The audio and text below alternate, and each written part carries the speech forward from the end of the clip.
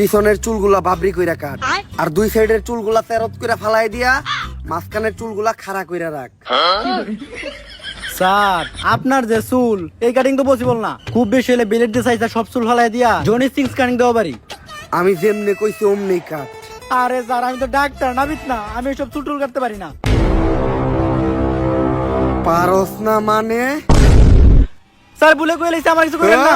খারাপ sir, sir আপনার একটা স্কুল থেকে ইন্টারভিউ নিয়ে ডাকছে। স্কুলের ইন্টারভিউ? তার মানে তো আমি আবার ছাত্র কোয়াইতে পারমু। এইবার আমার ছাত্র মারার 100তম সেঞ্চুরিটাও পূরণ হইব। তুই যা, আমি আমার অস্ত্রগুলা নিয়ে আইতাছি। ভাই আপনারে হ্যাঁ মারতে নইছিল কে? আয়না করে ওনারে এমন টর্চার করছে, ওনার মাথা গেছে নষ্ট হইয়া। আর আমি হইলাম তার ডাক্তার, মাথার চুল ফালাইয়া সব রকম থেরাপি দিয়া অনেক চেষ্টা করছি, কিন্তু তারা ভালো করতে পারে নাই। তার নেশা একটাই, ছাত্র মারা। তার পেশাও একটাই, ছাত্র মারা।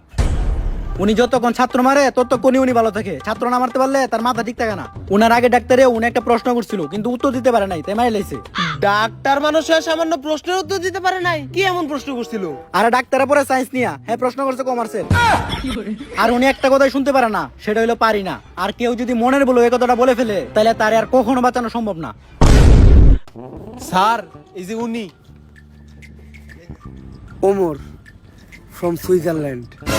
তো স্যার ওর লিগে তো কিছু কোয়ালিফিকেশন দরকার। আপনি কি আপনার সার্টিফিকেট গুলো আনছেন?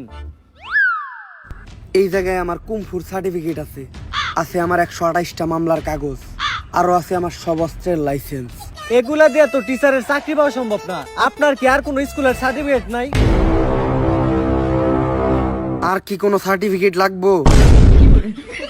আরে না, আর কোনো সার্টিফিকেট লাগবে না, আমি তো মজা করতেছিলাম। আর স্কুলে ঢোকার সময় আমি কিছু প্লেয়ার পোলাবার নেমেরে লাইছি। আমি এখন পিটি করাইতে যাইতেছি। এই ফাঁকে আপনি লাশগুলা গুম করার ব্যবস্থা করেন। কিন্তু ওরা কি দোষ করছিল? আমি ওগরে নিউটনের সূত্র ধরছিলাম, পারে নাই, তাই মেরে লাইছি। আমার তো কিছু মাথায় ধরতেছে না। পেলের পোলাপান নিউটনের সূত্র মারবো কেমনে? আরে আমরা ক্লাস 10 পুলাবানটা তো কোনো সময় পিটি করি না, আজকে আমাকে পিটি জন্য দাঁড় করানো হলো কেন? তাই তো, খেজুর গাছে ভূত। আরে এই শান্ত হও তোমরা। আজকে এনে তোমাকে ডাকা হইছে তোমাকে নতুন স্যারের লগে পরিচয় করা দেওয়ার লিগা। আর এই যে এনেই তোমাকে নতুন স্যার।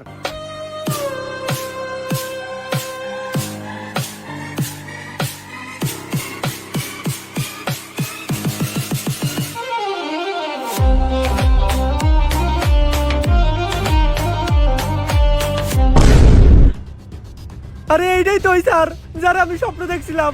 উনি তো আমাকে সবারে গুলি করে আর কোপায় মারতেছিল। আরে বেটা তুই এর দিকে ডরাইতেছস? জানতি কাওয়াই চাল হের সাথে নাই মাল। টাকলা দেখা যায় পুরা কার্টুনের মতো। কয়েকটা খেলনা নিয়ে এসে আমাকে ভয় দেখাইতে। আরে বেটা গুলি করা আর কোপানো তো বহু দূরের কথা। ও আমাকে গায়ে একটা ফুলের টুকাও দিতে পারবো না।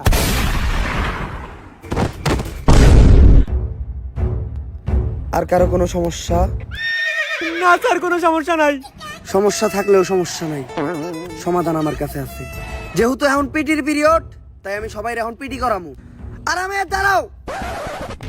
স্যার হইলো একটা সম্মানিত পারসন, তোরা স্যারের সামনে আরামে দাঁড়াইলি কে? আরামে দাঁড়াইলি কে? স্যারের সামনে আরামে দাঁড়ার সাহস হইলো কেন? সাহস হইলো কেন তোর? আরামে দাঁড়া স্যারের সামনে। শিক্ষক হইলো একজন সম্মানিত পারসন। স্যার আপনি তো কইলেন আরামে দাঁড়াও, তাই তো আমরা আরামে দাঁড়াই।